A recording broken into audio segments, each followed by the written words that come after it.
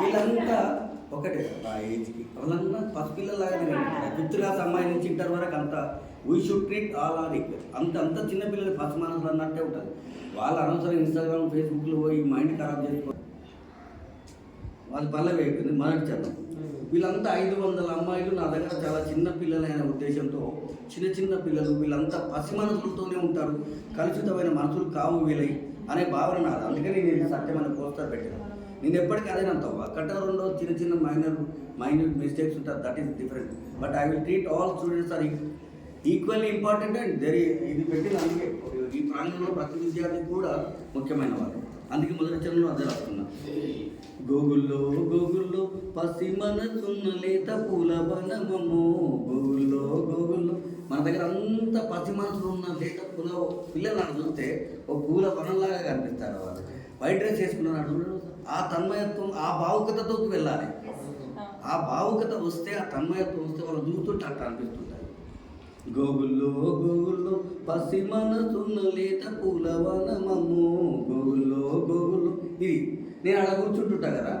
జనరల్గా ప్రిన్సిపాల్ అంటే భయంతో దగ్గరికి కూడా రాడు. చాలా స్కూళ్ళలో నా చుట్టే తిరుగుతుంటారు, అక్కడికి ఎగురుతుంటారు, ఆడుతుంటారు, ఏమేమో చేస్తారు, పిచ్చి పనులన్నీ చేస్తుంటారు.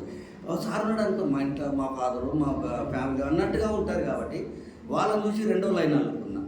గోగుల్లో తుల్లి ఆడేటి తూనీగలము. గోగుల్లో ఇది రెండో లైన్. ఇంకా వాళ్ళని ఇంకా అద్భుతంగా ఇంకొంచెం బాగా వర్ణించాలి. అమ్మ తెలుగు వాళ్ళు ఎవరు ఇక్కడ? తెలుగులో గ్రామర్లో ఉంటుందిరా. నీ మోము చంద్రబింబంలా ఉంది అట. ఏ సమాసం అది? అలంకారంలో ఏ సమాసం? నీ మోహాన్ని చంద్రబింబంతో అట్లా మన పిల్లలు కూడా. సో మన పిల్లలు ఓకే అట్లా మన పిల్లల్ని పోల్చాలంటే నాకు పోలిక కావాలనిపించింది. 3వ లైన్ నాకు తీసుకున్నా. గోగుల్లో మెరిసేటి మబ్బుల్లో మెరుపు తీగలము. గోగుల్లో 4వది ఇంకెంత అద్భుతంగా ఉందో చూడండి. గోగుల్లో నేల మీద వాలిపోయే ఇంద్రధనుసులము. గోగుల్లో ఇది మొదటి చరణంలోని 4 లైన్. వాళ్ళవి రిపీట్. సో మొత్తం పిల్లలు ఎట్టుండ్రు లేత మనసులు ఉన్నారు. పసిపిల్లలు కాబట్టి పూలవనంలాగా ఉన్నారు. తుల్లి ఆడే తూనీగల్లాగా కనిపిస్తున్నారు. మెరిసేటి మబ్బులలో మెరుపు తీగల్లాగా ఉన్నారు. నేల మీద వాలిపోతున్న ఇంద్రధనుసులాగా కనిపించారు. నాకు కనిపించింది, మీకు ఎట్లా కనిపించలేదు. ఇది నా భావుకతతో ఇది రాసుకున్నటువంటి మొదటి చరణం. రెండవ చరణం ఉందాం. గోగుల్లో మంచి పిల్లలున్న మల్లెవనమము. గోగుల్లో మళ్ళీ నెక్స్ట్ మల్లెల దగ్గర తీసుకొచ్చి ఒక మల్లెవనం లాగా కనిపిస్తున్నారు. గోగుల్లో మంచి పిల్లలున్న మల్లెవనమము.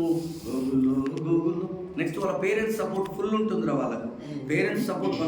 ఈ రోజుల్లో పిల్లలు మరీ మైక్రో ఫ్యామిలీస్ అయిపోయినాక they are loving their children very much. వాళ్ళంటే చాలా ఇష్టం. వాళ్ళ కోసం ఏదైనా చేస్తారు. కాబట్టి 2వ లైన్ అది తీసుకున్నాను. గోగుల్లో అమ్మ నాన్న అండ నిండుగున్నోళ్ళు. గోగుల్లో నెక్స్ట్ 3వ లైన్లో మీ అందరినీ కలిపిన. గోగుల్లో గుండె నిండా దేవుళ్ళైన గురువులున్నోళ్ళు. గోగుల్లో మిమ్మల్ని అందరినీ వాళ్ళ దేవుళ్ళలాగానే చూస్తారా. ప్రతి టీచర్ అంటే పిల్లలు ఇష్టపడతారు. ఏ టీచర్ని కూడా వాళ్ళు వ్యతిరేకిస్తారు.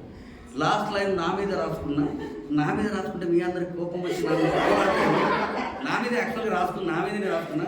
ఇక మీరంతా ఏడకులుకుంటారని మిమ్మల్ని కూడా కలిపేసి ఫస్ట్ నా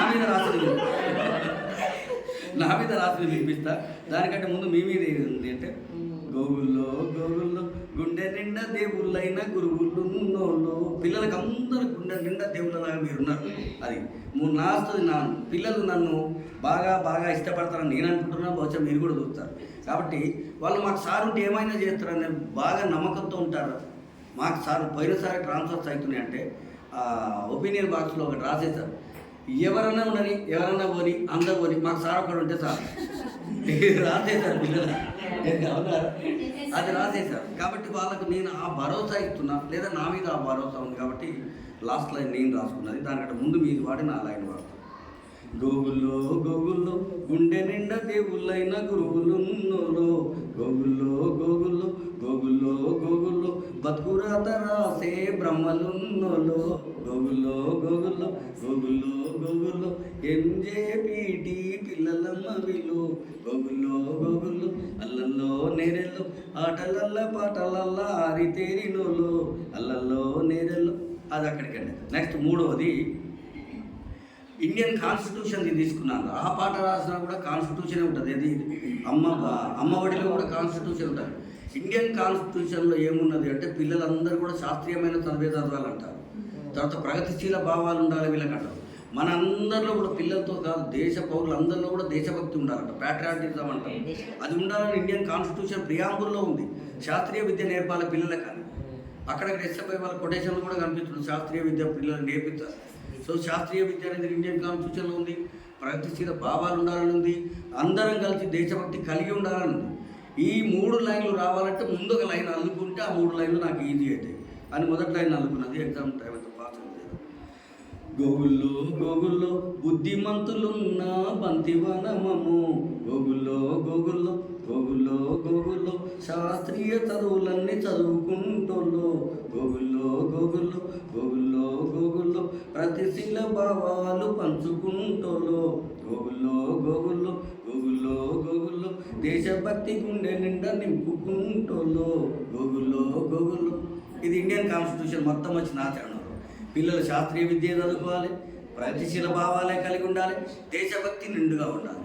అది 3వ చరణం అనుకుంటా. 4వ చరణం పిల్లల్ని పోలుస్తూ మొదటి లైన్ వాళ్ళను అద్భుతంగా వర్ణించుకుంటూ లేదా వాళ్ళ పట్ల ఒక భావుకతతో మొదటి లైన్ అది ఉంటుంది. తర్వాత దానికి మిగతా 3 లైన్లు యాడ్ అవుతాయి. గోగుల్లో గోగుల్లో చదువులల్లో చక్కగా ఉన్న సందమామలము, గోగుల్లో గోగుల్లో ఆల్ సబ్జెక్ట్స్ కవర్ అయితే ఈ లైన్ ఈ చరణంలో. గోగుల్లో గోగుల్లో తెలుగు హిందీ ఆంగ్లం అంతా తెలుసుకుంటూ